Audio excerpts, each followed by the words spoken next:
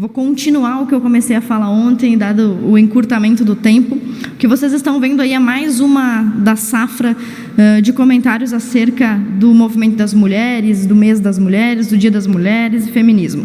Alguns comentários que vocês veem aí, por exemplo, de uma militante feminista de Rio do Sul: não podemos nos deixar abalar por bestas tipo essa moça. No caso, esta moça é a deputada que vos fala.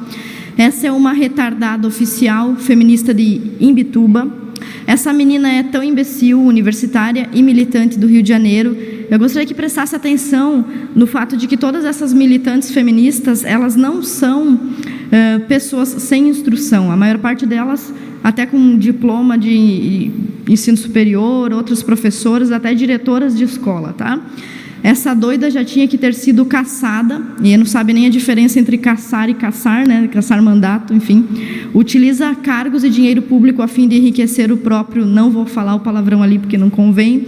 É muito deboche essa monstra lançar esse livro de merda, e aí essa anta, que não é nem especialista, na verdade sou sim, pós-graduada em literatura portuguesa, escreve um livro desmentindo as falácias do feminismo. Essa aqui é uma professora de inglês em Blumenau. Pena que o nosso colega Alba não está aqui, porque Blumenau apareceu muitas vezes nesses comentários. Advogada em Blumenau, chamou esta deputada que vos fala de escrota. Todas elas são militantes feministas, tá? Quero que as pessoas vão lá comentar xingando, professora de inglês em Blumenau. Outra militante agora de Itajaí, não vou ler o comentário porque é indecoroso, né? Ela é retardada, uma servidora pública do município de Bombinhas. Então, a nossa colega deputada Ana Paula, ontem, ao se referir ao movimento feminista, disse que ele era lindo, importante e sinalizador de respeito.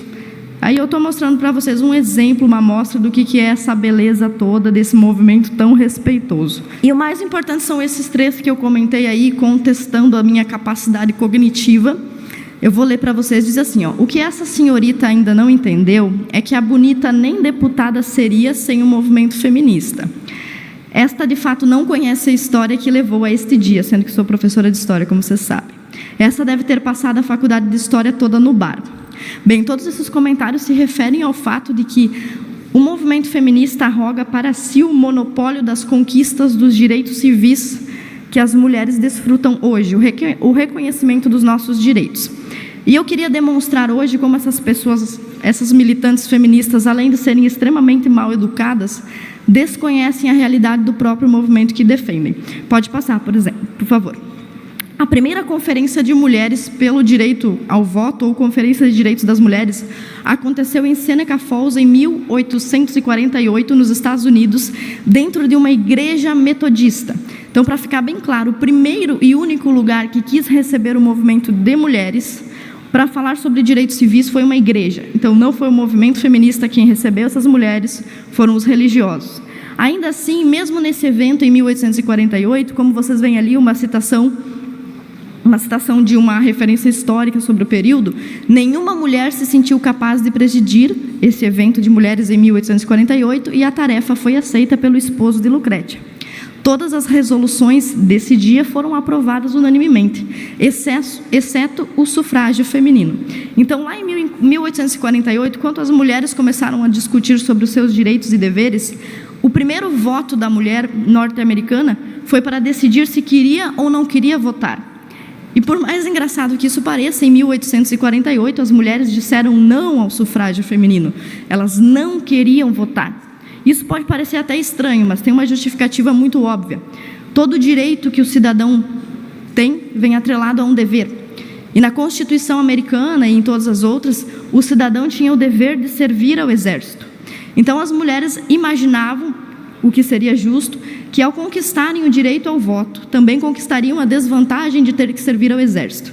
E, obviamente, as mulheres não queriam desfrutar dessa condição, desse privilégio de servir ao exército, principalmente em épocas de guerras tão reticentes e tão reincidentes. Então, o que acontecia nessa época é que as mulheres não queriam votar porque achavam um ônus muito grande, né? Não valia o risco de ter que servir ao exército correr o risco de morte apenas para poder escolher um presidente. Pode passar, por favor?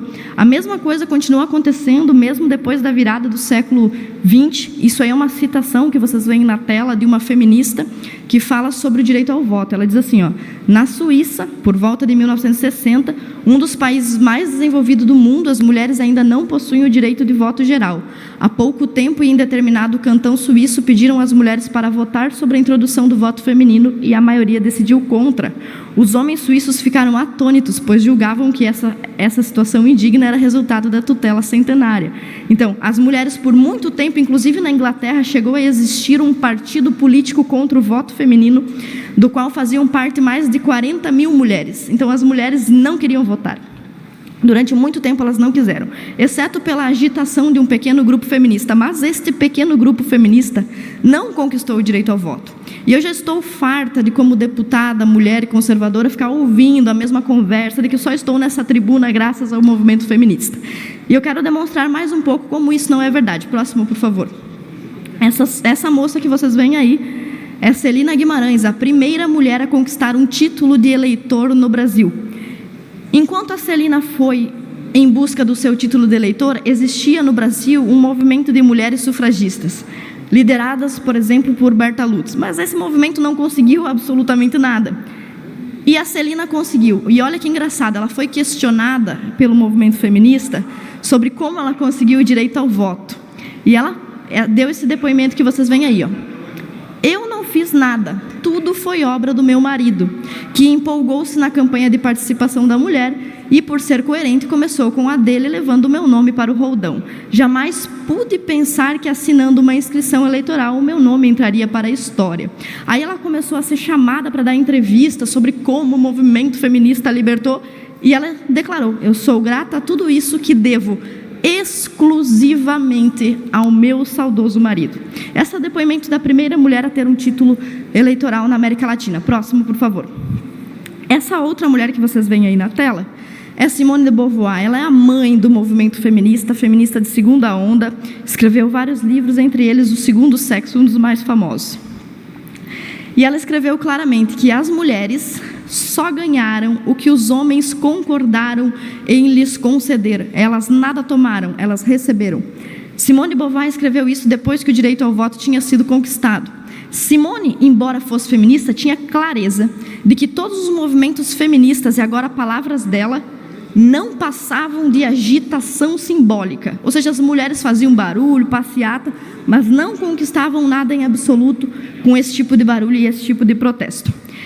Então eu quero dizer, reafirmar para todas essas feministas militantes que costumam repetir a falácia de que eu só posso estar nessa tribuna graças ao movimento feminista, que foram os cristãos, em primeiro lugar os religiosos que apoiaram as mulheres, em segundo, como a própria Simone de Beauvoir diz, o direito ao voto é uma concessão masculina. Os homens, estes sim, lutaram durante anos, guerras sangrentas para conseguir o direito ao voto.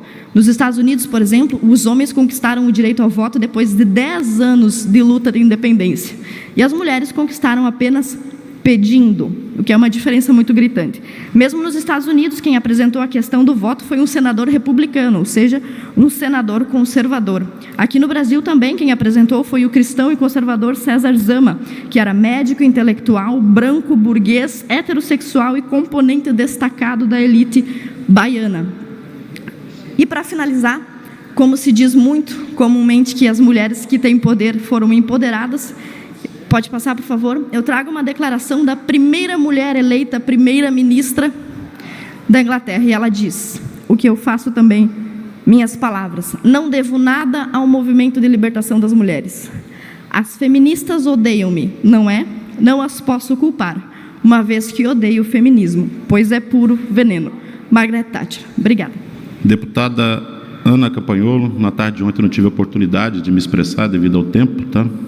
Mas gostaria de dizer à senhora que a senhora não conta só com a minha solidariedade, tá? Conta com o meu companheirismo.